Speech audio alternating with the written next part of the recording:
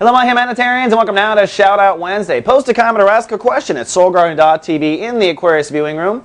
I'll do my best to shout back or answer 1 week later.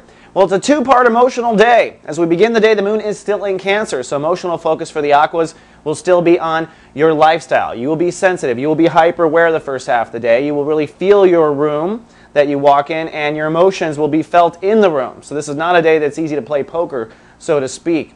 On top of that, if you're having issues with lifestyle, this may accentuate the emotion. But by the second half of the day, things do change. The moon moves into Royal Leo, putting emotional focus on your relationships for the next 48.5 hours or so. So by the second half of the day, I fully expect the Aquas to be emotionally focusing on their partnership. So if your partner says you're being cranky, there's a chance that you are in fact being cranky because you're wearing your emotions when it comes to interacting with others. Now, we're still in Chapter 1 of Sun in Cancer. Today, Jupiter is ruling the day, and that means it's time to expand our options. So, if you're having a hard time living in your space, living in your workspace, living in your body, expand what other options you have. That's the best thing to do today. Just by expanding the options, you will feel better knowing that you have a choice. Then finally, for our shout out goes to David Geddes, the director of Aquarius. He actually comes forth and asks, what is a true node in natal astrology? And how's a true node different from a north node? Well, that's a very good question, David. First of all, a node is kind of an interesting calculation that we make as astrologers.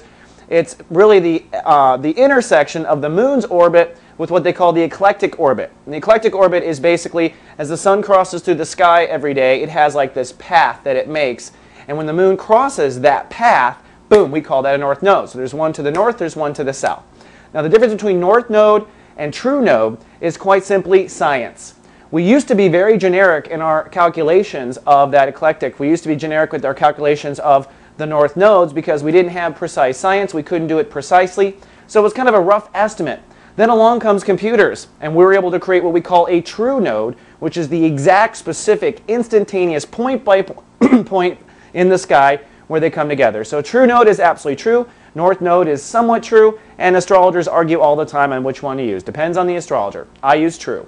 All right, that's all we have for the day. I'll see you folks tomorrow with more. Live, love, be.